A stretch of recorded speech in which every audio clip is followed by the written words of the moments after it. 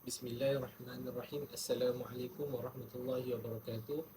Nama saya Tengku Muhammad Akib bin Tengku Asnubahri, nombor matrik 067817. InsyaAllah hari ini saya akan menceritakan tentang sebab nuzul surah Al-Ma'idah ayat ke-6, yang mana ayatnya berbunyi A'udzubillahi minasyaitonirrajim.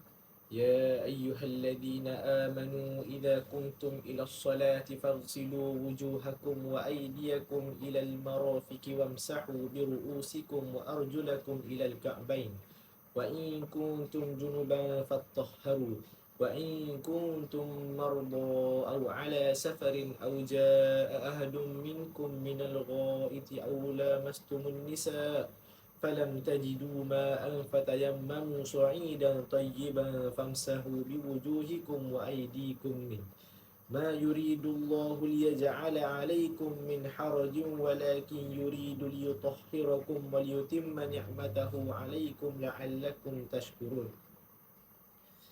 Jadi berdasarkan ayat itu, sebab turunnya ayat ini adalah Al-Bukhari meriwayatkan dari Amru ibnul Harith dari Abdurrahman ibnul Qasim dari ayahnya, dari datuknya, dari Aisyah. Dia berkata, ketika kami perjalanan menuju Madinah, rantaiku terjatuh di gurun. Kemudian Rasulullah SAW menghentikan untanya. Lalu beliau turun. Setelah itu beliau merebahkan kepala beliau di pangkuanku sehingga tertidur. Lalu Abu Bakar datang dan memukulku dengan keras. Kemudian berkata, gara-gara rantaimu, orang-orang tidak boleh terus ke Madinah. Kemudian Rasulullah SAW terbangun dan waktu pagi pun tiba. Di saat baginda akan berwuduk, baginda tidak mendapati air. Maka turunlah firman Allah, wahai orang-orang yang beriman, apabila kamu hendak melaksanakan solat, sehingga firmannya, agar kamu bersyukur. Lalu Usaid bin Hudar berkata, kerana kalian wahai keluarga Abu Bakar, Allah telah memberi berkah kepada orang-orang. At-Tabrani meriwayatkan dari Abbad bin Abdullah ibnu Zubair dari Aisyah. Dia berkata, setelah peristiwa hilangnya rantaiku dan berakhirnya kisah tentang kedustaan yang dituduhkan kepadaku, saya pergi bersama Rasulullah SAW dalam peperangan yang lain. Lalu rantaiku jatuh lagi hingga orang-orang pun harus menghentikan perjalanan untuk mencarinya.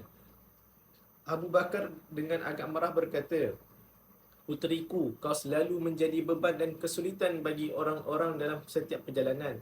Lalu Allah menurunkan keringanan untuk bertayamum. Kemudian Abu Bakar berkata kepadaku, sungguh engkau anak yang mendapatkan berkah. Di Rosa asalnya, Al-Bukhari menyebutkan hadis tentang bertayamum ini dari riwayat Amr bin Ibnul Haris. Di dalamnya terdapat penjelasan bahawa ayat tentang bertayamum dalam riwayat yang lain adalah ayat dalam surah Al-Ma'idah. Sedangkan kebanyakan perawi hanya menyebutkan lalu Allah menurunkan ayat tentang bertayamum tanpa menjelaskan surahnya. Ibnu Abdul Bar berkata, ini sangat sulit untuk dipastikan kerana kita tidak tahu ayat mana yang dimaksudkan oleh Aisyah. Ibnu Al-Battal berkata, ayat yang dimaksud adalah ayat dalam surah An-Nisa. Alasannya, ayat tentang bertayamum dalam surah Al-Ma'idah disebut juga dengan ayat wuduk. Sedangkan dalam ayat surah An-Nisa tidak disebutkan tentang wuduk sama sekali.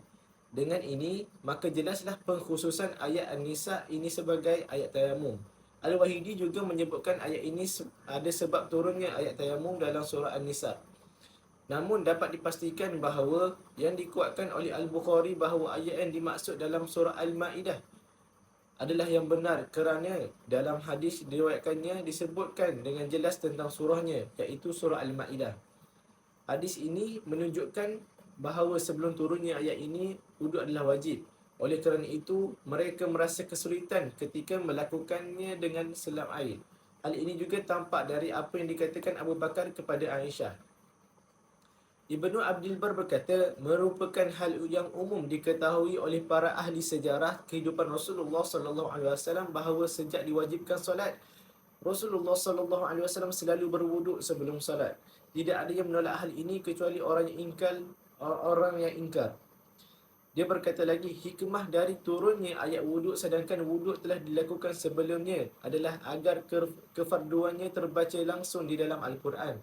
Ada juga yang mengatakan kemungkinan bahagian pertama dari ayat di atas iaitu tentang kewajipan berwuduk turun lebih dahulu. Kemudian sisanya iaitu yang berisi tentang tayamum turun dalam kisah ini. Asyuti katakan yang pertama adalah lebih benar kerana penetapan kewajipan wuduk bersamaan dengan kewajipan solat ketika Rasulullah SAW masih di Mekah. Sedangkan ayat di atas adalah dalam surah ayat Madiniyah. Bismillahirrahmanirrahim. Jadi saya teruskan pembentangan seterusnya, iaitu daripada surah Al-Ma'idah ayat 39. Qala Allah Ta'ala ba'da a'udzu billahi minasyaitonir rajim, faman taba min ba'di zulmihi fa aslaha fa innallaha yatubu 'alaihi innallaha ghafurur rahim. Jadi maksudnya, barang siapa yang bertaubat sesudah ia melakukan sesuatu kejahatan itu dan dia memperbaiki amal usahanya, sesungguhnya Allah menerima taubatnya, kerana Allah SWT Maha Pengampun lagi Maha Pengasihani. Jadi sebab nuzul ayat 39 ini iaitu diriwayatkan daripada Imam Ahmad. Imam Ahmad meriwayatkan dari hadis daripada Abdullah bin Amr bahawa ada seorang wanita yang mencuri pada zaman Rasulullah SAW, iaitu orang-orang yang menjadi mangsa pencurian oleh wanita itu membawa wanita tersebut kepada Rasulullah SAW lalu berkata, wahai Rasulullah, sesungguhnya wanita ini telah mencuri dari kami. Lalu keluarga wanita itu berkata, kami akan membayar fidyah untuknya, iaitu keluarganya hendak membayar denda agar wanita tersebut tidak dihukum. Rasulullah SAW menjawab, potonglah tangannya. Mereka kemudian berkata, kami akan membayar fidyah sebanyak 500 dinar. Lalu Rasulullah SAW tetap pada keputusannya, potonglah tangannya.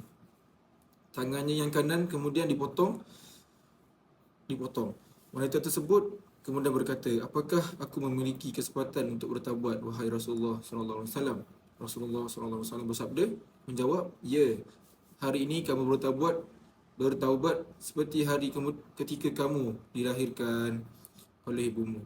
Allah SWT menurunkan ayat dalam surah Al-Ma'idah ayat ke-39 ini hingga akhir, barang siapa yang bertaubat setelah berbuat zalim atau membuat kesalahan dan memperbaiki keadaannya itu, maka sesungguhnya Allah Maha Pengampun lagi Maha Penyayang. Jadi di sini kajian sebab, dirasat sebab pada ayat ini menampakkan ayat yang disebutkan dalam pertanyaan itu tidak jelas sebab turunnya. Sumber hadis yang menyatakan bahawa hadis yang meriwayatkan kisah wanita pencuri tersebut telah dikutip dalam tafsir At-Tabari dan Ibn Kathir, tetapi tidak ada catatan tambahan pun dari keduanya. Penulis menyatakan bahawa hadis tersebut kelihatan lemah dan oleh itu tidak dapat diterima sebagai sebab nuzul, sebab bagi turunnya ayat tersebut. Dan mungkin juga beberapa perawi yang menyebutkan ayat ini sebagai dalil untuk menerima taubat pencuri tersebut setelah berlaku kesaliman, tetapi tidak ada rujukan langsung terhadap turunnya ayat tersebut. Jika tujuan turunnya ayat itu adalah untuk menyampaikan hukum yang berkait dengan taubat, maka seharusnya Allah SWT menyatakan, maka Allah menurunkan dan pencuri wanita hingga firman-Nya, barang siapa bertaubat setelah berbuat zalim dan memperbaiki, dan seterusnya. Jadi rumusannya pada ayat ini bahawa ayat ini tidak diturunkan kerana perempuan yang mencuri tersebut, tetapi disebabkan kelemahan sanad hadis tersebut. Jadi setakat itu daripada kumpulan kami. Sekian. Assalamualaikum warahmatullahi wabarakatuh.